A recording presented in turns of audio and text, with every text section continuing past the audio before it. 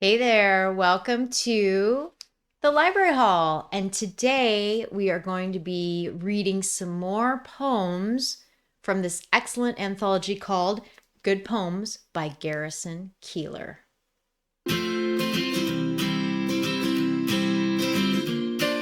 All right, first up is a poem called Where We Are by Gerald Lachlan. I envy those who live in two places, New York, say, and London, Wales and Spain, LA and Paris, Hawaii and Switzerland. There is always the anticipation of the change, the chance that what is wrong is the result of where you are. I have always loved both the freshness of arriving and the relief of leaving. With two homes, every move would be a homecoming. I'm not even considering the weather, hot or cold, dry or wet. I am talking about hope.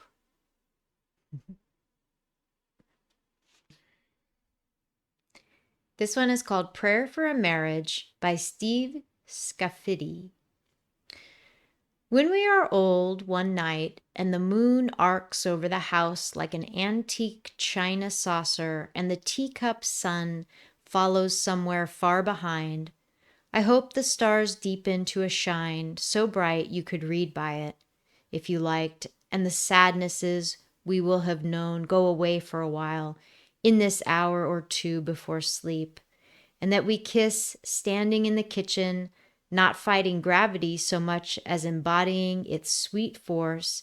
And I hope we kiss like we do today, knowing so much good is said in this primitive tongue, from the wild first surprising ones to the lower dizzy 10,000 infinitely slower ones. And I hope while we stand there in the kitchen, making tea and kissing, the whistle of the teapot wakes the neighbors. Isn't that great?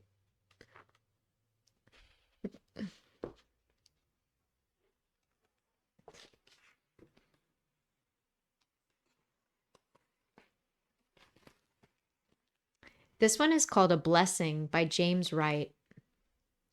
Just off the highway to Rochester, Minnesota, twilight bounds softly forth on the grass, and the eyes of those two Indian ponies darken with kindness.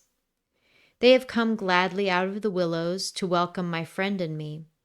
We step over the barbed wire into the pasture where they have been grazing all day alone.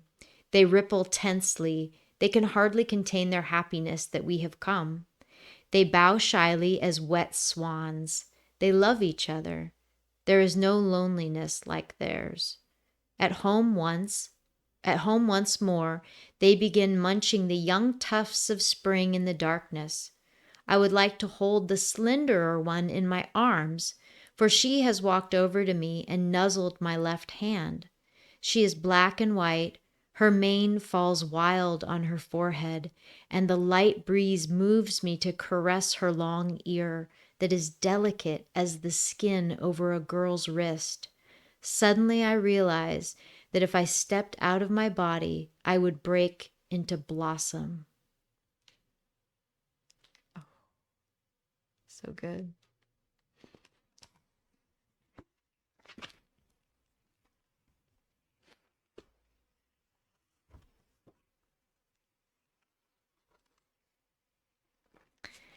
This one is called Late Hours by Lizelle Mueller.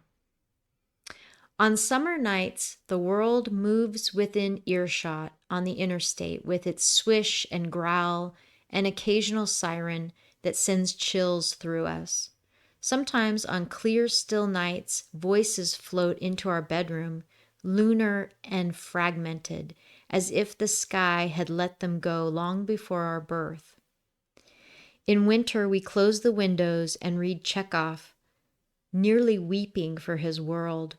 What luxury to be so happy that we can grieve over imaginary lives. So good. Poets, right? Amazing. Thank God for poets. Okay, this is an interesting one. Well, they're all interesting. This is called The Swimming Pool by Thomas Lux. All around the apartment swimming pool, the boys stare at the girls, and the girls look everywhere but the opposite, or down or up. It is as it was 1,000 years ago. The fat boy has the hardest. The fat boy has it hardest. He takes the sneers, prefers the winter so he can wear his heavy pants and sweater. Today he's here with the others. Better they are cruel to him in his presence than out. Of the 5 here now, 3 boys, 2 girls. 1 is fat, 3 cruel, and 1, a girl, wavers to the side, all the world tearing at her.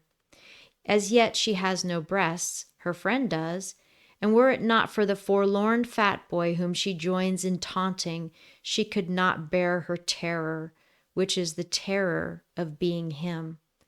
Does it make her happy that she has no need right now of ingratiation, of acting fool to solve her loneliness? She doesn't seem so happy. She is like the lower middle class, that fatal group handed crumbs so they can drop a few down lower to the poor so they won't kill the rich. All around the apartment swimming pool, there is what's everywhere: forsakenness and fear, a disdain for those beneath us rather than a rage against the ones above, the exploiters, the oblivious, and unabashedly cruel.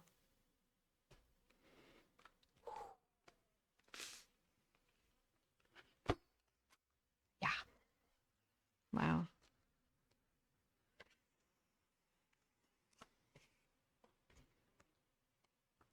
Okay. And here is the final poem from this really beautiful book called Good Poems by Garrison Keillor that he has selected for what used to be, I think he used to do a public radio show that he would read these poems on every day, which is just so beautiful. I'm so glad he put it into a book. Here's the final one. It's called Here, Here, by Grace Paley. Here I am in the garden laughing, an old woman with heavy breasts and a nicely mapped face. How did this happen? Well, that's who I wanted to be, at last, a woman, in the old style, sitting, stout thighs apart under a big skirt, grandchild sliding on off my lap, a pleasant summer perspiration. That's my old man across the yard. He's talking to the meter reader. He's telling him the world's sad story, how electricity is oil or uranium and so forth.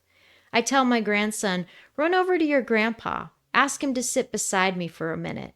I am suddenly exhausted by my desire to kiss his sweet explaining lips. Isn't that great? Grace Paley, what a beautiful poem. Oh gosh. Well, if you made it this far, thank you for joining me and listening to all the poems. I just have so much respect for poets, and I hope you have a wonderful day. I'll see you next time on the Library Hall. Hey there! If you liked this video, please click the like button and subscribe to our channel. To support us, please use the links in the video description to purchase the featured books. Thanks for watching!